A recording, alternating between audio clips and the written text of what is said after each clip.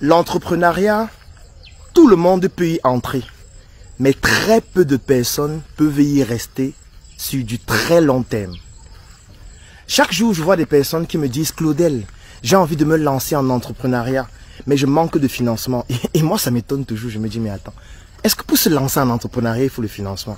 Tu n'as pas besoin de financement. Avec les nouvelles techniques de l'information et de la communication qui sont à notre disposition aujourd'hui, l'accès à l'entrepreneuriat est devenu extrêmement simple et extrêmement facile. Dès ce soir, tout le monde peut se lancer en entrepreneuriat. Et je vais vous prendre l'exemple avec un monsieur qui, il y a de cela 3 semaines, m'a contacté et me disait « Claudel, je veux me lancer dans un projet. Je veux vendre des chaussures, mais je n'ai pas de capital. Comment faire ?» Et moi, je lui ai posé la question « Mais attends, pour vendre les chaussures, il faut le capital. » Moi, je ne comprends pas. Vous êtes dans l'Antiquité. Vous avez des cerveaux qui sont encore à l'âge de la pierre taillée. On va faire une expérience qui est très simple. Première chose que tu dois faire, va rencontrer des fournisseurs qui vendent des chaussures. Tu prends les différents modèles de chaussures, tu prends les prix auxquels ils peuvent te laisser les chaussures. Je vais te montrer comment tu vas mettre ta marge et je vais te montrer la stratégie qu'on va adopter. Ce qu'il a fait, et ensuite il prenait aussi les images de ces différentes chaussures. Ensuite, je lui dis, je vais faire quelque chose de très simple. Je vais communiquer sur toi et sur tes chaussures et tu vas voir comment tu vas réussir à les vendre. J'ai commencé à communiquer sur lui, communiquer sur les chaussures qu'il vend dans les différents réseaux que j'ai. Et c'est comme ça que les gens ont commencé à le contacter pour acheter des chaussures. En un mois, il a fait un chiffre d'affaires de 2 350 000 francs avec des marges de plus de 230 000. Et lorsqu'on a fini l'expérience, je lui ai dit, tu as eu besoin de combien de capital pour le faire? Juste de te mobiliser un peu, juste d'être disponible lorsqu'un client te contacte afin de répondre au téléphone, aller livrer la chaussure ou alors de l'orienter là où la chaussure est disponible. C'est terminé. Tu as eu besoin de combien pour le faire? Certaines personnes me diront, non Claudel, oui, tu as quand même communiqué sur lui. Non, si tu ne communiquais pas sur lui, est-ce qu'il allait réussir à le faire? Mais attends, si quelqu'un voudrait que je communique sur lui ou sur ce qu'il fait, il n'a qu'à rejoindre la Startup Academy. Quand tu es membre de la Startup Academy, tu bénéficies d'une communication sur les prestations que tu offres. Tu as même la possibilité de pouvoir donner des événements dans nos différents sièges au Cameroun, Yaoundé, Douala, Tchad, en Côte d'Ivoire et même en ligne. Avec les directs qu'on organise sur nos plateformes en ligne et tous les groupes que nous avons. Donc, ce n'est pas ça qui est compliqué de se lancer. Ce qui est compliqué, ce qui est extrêmement difficile, c'est de pouvoir y rester sur le long terme. Et pour pouvoir rester sur le long terme, c'est-à-dire, il a commencé à vendre les chaussures, c'est bien. Il a fait une marge de plus de 200 000 francs en un mois, c'est bien. Maintenant, s'il veut continuer cette activité pour y perdurer pendant 2 ans, 5 ans, 10 ans, continuer de progresser et continuer d'innover, il y a 2 compétences qu'il faut développer. Ces compétences sont extrêmement difficiles à développer. Elles sont au nombre de 2. La discipline et l'organisation. Si vous ne pouvez pas développer ces 2 compétences, qu'importe le budget dont vous disposez, qu'importe la pertinence de votre projet, vous ne pouvez pas résister dans cet environnement entrepreneurial extrêmement difficile sur le long terme. Je vais vous prendre un exemple personnel. En ce qui concerne par exemple la discipline. Moi je réalise une vidéo tous les jours depuis 6 ans. Ça veut dire que chaque jour je réalise une vidéo. Depuis 6 ans je le fais. De lundi jusqu'à dimanche je réalise minimum une vidéo par jour. Quand je le dis, vous avez l'impression que c'est facile. Je vais vous donner un exercice. Cette semaine nous sommes mercredi aujourd'hui. Commencez l'exercice demain, c'est-à-dire jeudi. Donc vous avez jeudi, vendredi, samedi et dimanche. Réfléchissez à une thématique que vous maîtrisez. N'essayez même pas de parler de ce que vous ne connaissez pas. Réfléchissez à une thématique que vous maîtrisez. Ça peut être par rapport à votre domaine d'études à l'école. Ça peut être par rapport à votre secteur d'activité professionnelle. Et vous prenez votre téléphone. Vous réalisez une vidéo de 2 minutes. Ne faites pas les vidéos longues comme moi. Moi, je peux faire une vidéo comme ça pendant 30 minutes sans arrêt. Et s'il y a une seule erreur, j'arrête, je reprends au début. Parce que je n'aime pas couper les vidéos. Faites une vidéo de 2 minutes seulement. Vous faites la vidéo jeudi. Vendredi, vous faites encore une 2e vidéo sur un autre thème. Samedi, vous faites une 3e vidéo. Dimanche, vous faites une 4e vidéo. Et chacune des vidéos que vous faites, vous postez sur votre page en ligne ou sur votre profil. Faites-le jusqu'à dimanche seulement. Et vous allez vous rendre compte que ce n'est pas facile. Là, je parle d'un thème que vous maîtrisez. Je ne vous dis pas de vous aventurer dans un thème où il faut vous documenter, où il faut avoir des compétences que vous devez développer. Ça demande une discipline qui est extraordinaire. La discipline dans un projet, c'est par exemple quoi? C'est par exemple le fait de faire du reporting financier de tout ce qu'on réalise sur le plan purement économique. Ça veut dire d'avoir un fichier dans lequel on mentionne toutes ses entrées, toutes ses sorties, les désignations, de pouvoir mentionner toutes les activités qu'on mène tout au long de la journée, de produire des rapports chaque jour. Je ne parle pas des rapports 5 fois par semaine ou 6 fois par semaine. Chaque jour, de faire des rapports hebdomadaires, de faire des rapports mensuel, de pouvoir analyser, de pouvoir faire une analyse financière sur son activité, de pouvoir optimiser ce qu'on fait afin de pouvoir être beaucoup plus rentable. Pour faire ça chaque jour, c'est très difficile. Je vous demande aussi de faire cet exercice. Chaque jour, notez juste les dépenses que vous effectuez. Si vous prenez le taxi, vous notez dans un fichier, j'ai pris le taxi 300 francs. Si vous mettez le carburant dans votre véhicule, j'ai mis le carburant 2000 francs. Si vous partez au restaurant, vous achetez à manger, vous notez dans un document, si vous partez au restaurant, j'ai dépensé tel montant. Vous notez seulement les dépenses et ne faites rien d'autre. Notez juste les dépenses. Quand vous avez les entrées, vous notez. Faites ça pendant une semaine. Vous allez vous rendre compte que c'est extrêmement difficile d'être discipliné. Il y a des jours où vous allez vous dire, ah non, c'est trop pénible. Non. Hey, tous les jours, je vais rester comme ça. Je ne peux plus vivre parce que tout ce que je fais, je dois noter. Oui, c'est ça la discipline. Parce que si vous ne faites pas ça dans votre projet, il ne sera pas possible pour vous, si je prends le cas d'activité de celui qui vend les chaussures, de savoir quel est le type de chaussures qui se vend le mieux, quel est le moment de l'année où les chaussures se vendent plus que les autres mois.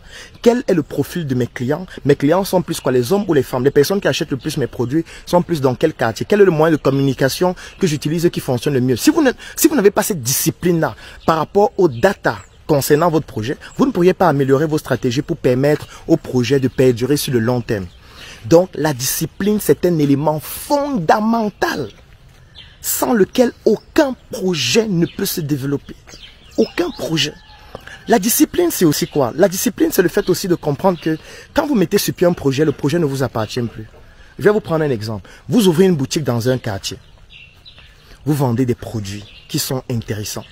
Tout le monde au quartier est déjà habitué à votre boutique et sait que si je veux acheter tel produit, je m'en vais dans la boutique de Claudel. Ça veut dire que les gens vont développer des réflexes par rapport à votre boutique et sauront que le matin, je m'en vais à la boutique, j'achète le nécessaire pour les enfants, pour leur goûter, afin de les envoyer à l'école. À midi ou alors dans la journée, je peux acheter des produits qui vont me permettre de préparer. Je peux acheter du riz, je peux acheter des pâtes, ainsi de suite. Ça veut dire que votre boutique ne vous appartient pas à vous seul. Au-delà du fait que ce soit votre boutique, et que vous vendez des produits et des services qui vous permettent de pouvoir gagner de l'argent, votre boutique est aussi utile pour la personne avec qui vous travaillez, qui peut-être nourrit sa famille grâce à ce qu'il gagne. Votre boutique, c'est aussi pour toutes les personnes qui sont au quartier, qui ont développé déjà une attitude et un comportement en ce qui concerne votre boutique et des réflexes, c'est-à-dire celui d'aller par exemple chaque matin acheter des produits ou alors de pouvoir acheter une boisson fraîche ou un jus, ainsi de suite. Alors ce qui fait donc en sorte que lorsque vous avez une boutique comme celle-là, ça veut dire que ça ne vous appartient plus. Du moins plus à vous seul. Il y a donc des personnes qui décident un matin de se lever, de fermer la boutique, parce que voilà, ils vont dire je suis fatigué. Aujourd'hui là non, je n'ai pas la forme, je n'ai pas envie de travailler aujourd'hui. Mais mon ami, tu es en train de pénaliser tout un quartier. Le simple fait pour toi de fermer la boutique parce que tu ne te sens pas bien, tu es en train de pénaliser des personnes pour qui cette boutique devient indispensable dans leur activité. Donc tu ne peux pas te lever un matin parce que voilà, tu ne te sens pas bien et tu décides d'arrêter ton activité parce que tu estimes que c'est ton activité personnelle et que tu n'as de compte à rendre à personne. Non, tu as des comptes à rendre aux gens du moment où ton activité est utilisée ou du moins les produits ou les services que tu vends sont utilisés par d'autres personnes. Tu as l'obligation d'être discipliné dans ta capacité à pouvoir délivrer le produit ou le service. Je prends un exemple. Supposons que celui qui vend les chaussures commence à très bien vendre les chaussures. Il est déjà très réputé. Il commence à vendre les chaussures en gros. Il y a des personnes qui viennent chez lui pour acheter des chaussures en quantité importante pour aller distribuer dans d'autres villes, dans d'autres pays. Et un jour, parce qu'il ne se sent pas bien, parce qu'il s'est levé le matin et puis sa copine lui a parlé d'une certaine façon dans la nuit, il dit non, aujourd'hui, je ne travaille pas. Mais attends, si tu décides de ne pas travailler, ça veut dire que tu es en train de pénaliser tous ceux qui détaillent tes produits. Ça veut dire que tu ne leur permets pas de pouvoir gagner ce qu'ils ont l'habitude de gagner en journée parce qu'ils devaient venir s'approvisionner chez toi. Ça veut dire que tu ne leur permets pas de pouvoir nourrir leur famille. Ça veut dire que ton manque de discipline est en train de détruire l'activité d'autres personnes, de détruire même la vie des gens. Donc tu as le devoir d'être discipliné si tu as décidé de commencer à entreprendre. Parce que dès que tu entreprends, ce n'est plus pour toi seulement. Et qui parle donc de discipline, parle aussi d'organisation. Lorsqu'on parle d'organisation, ça veut dire quoi? Ça veut dire que tu ne peux pas développer un projet sur le long terme en étant seul. il faut bien qu'il y ait des personnes avec toi qui vont te permettre de pouvoir non seulement déléguer des tâches et surtout faire en sorte que l'absence de quelqu'un dans le système n'empêche pas au système de continuer à délivrer le produit ou le service que le système doit délivrer. Donc tu ne peux pas raconter aux gens que voilà, je te contacte par exemple, tu es un graphiste. Ou alors tu es par exemple quelqu'un qui doit réaliser les packaging de mon produit. C'est un exemple. Je te contacte, je te dis voilà, je voudrais que tu réalises les packaging de mon produit. Je te demande combien ça va me coûter. Tu me dis ça va te coûter 1 million de francs. Je dis d'accord. Voilà 800 000 francs. Je vais solder les 200 000 francs lorsque tu vas me livrer le produit. Je demande le délai. Tu me dis 1 mois. Je dis ok, il n'y a pas de problème. 1 mois, c'est gérable. Et après 1 mois, quand je te contacte, tu me dis j'étais malade. Je suis un peu déprimé ces derniers temps. J'ai perdu mon oncle. J'étais au village. Donc contacte-moi le mois prochain. Mais mon cher ami, je n'en ai rien à foutre que tu sois malade.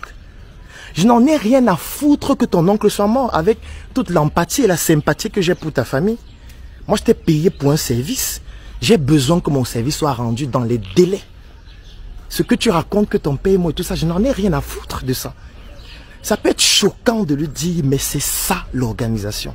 L'organisation, c'est lorsque l'activité ne dépend plus seulement de toi et que tu as mis en place un système qui permet à ce que le produit ou le service soit délivré même en ton absence ou même lorsque tu éprouves une certaine déficience individuelle et personnelle.